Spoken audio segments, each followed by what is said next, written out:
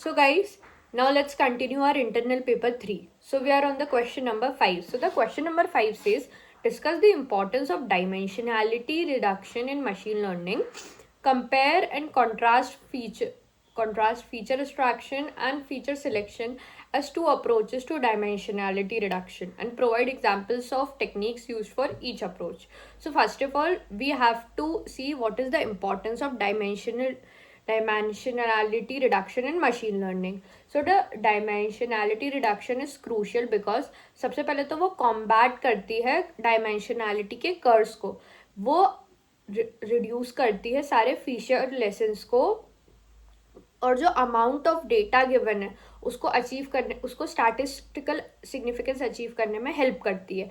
Next thing इसकी वो performance improve करती है. अगर आप ज़्यादा से ज़्यादा जो डायमेंशनैलिटी है उसको कम करते जाओगे तो आपकी परफॉर्मेंस और ऑप्टिमाइज होती जाएगी. लेस नॉइजी और irrelevant data often leads to faster training and reduce overfitting.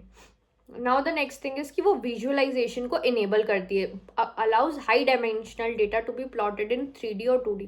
अगर डायमेंशनैलिटी कम होती जाएगी तो आप इजीली जो डेटा है उसकी डायमेंशनैलिटी, इंपॉर्टेंट डेटा की डायमेंशनैलिटी बढ़ाते जाओगे थ्रू 2D या 3D में. अब अगला हम देखेंगे कि फीचर एक्सट्रैक्शन और फीचर सिलेक्शन में डिफरेंस क्या होता है.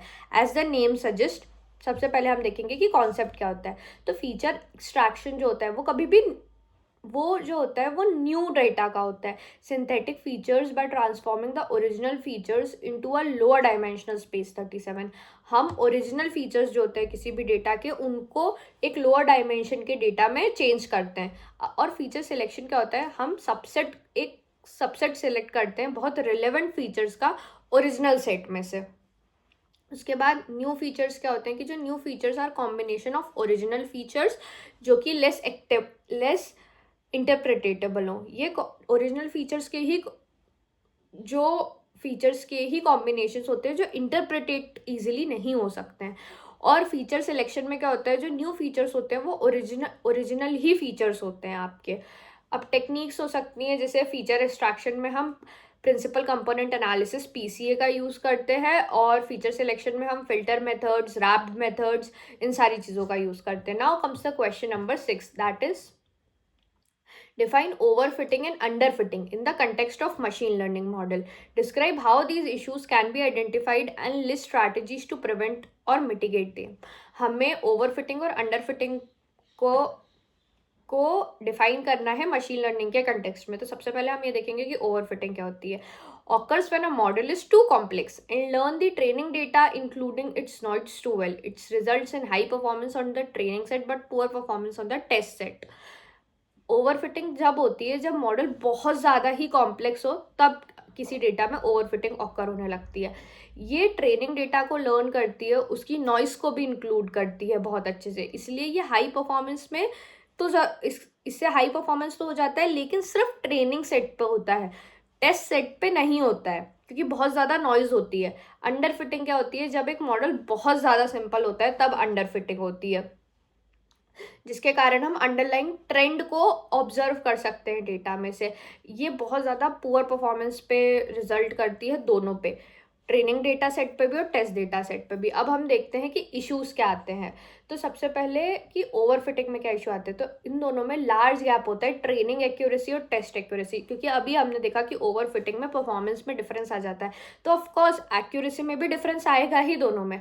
और इसको मिटिगेट करने की स्ट्रैटेजी हम देख सकते हैं, जैसे रेगुलराइजेशन, अर्ली स्टॉपिंग, ज़्यादा से ज़्यादा डेटा गैदर करो जिससे हमें ओवरफिटिंग की प्रॉब्लम ना हो, फीचर रिड्यूस करो. अंडर फिटिंग क्या होता है, एक्यूरेसी दोनों साइड ही बेकार होती है. अगर परफॉर्मेंस ही दोनों साइड बेकार है तो एक्यूरेसी भी दोनों साइड बेकार होनी ही है.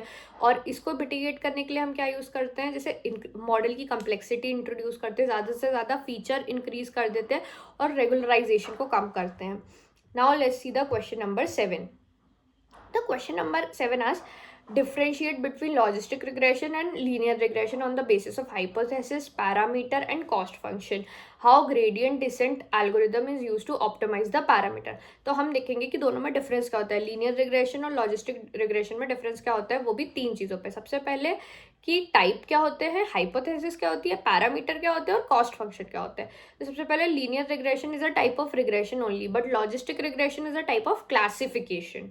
उसके बाद जो हाइपोथेसिस होती है, हम लीनियर रिग्रेशन में लीनियर मॉडल यूज करते हैं, बट लॉजिस्टिक रिग्रेशन में हम सिग्मॉइड मॉडल यूज करते हैं। पैरामीटर से होता है कि ये वेट्स को डिफाइन करने के लिए बेस्ट फिट होता है लीनियर प्लेन में। लॉजिस्टिक वेट्स डिफाइनिंग के लिए बेस्ट होता है अगर डिसीजन बाउंड्री हो तो।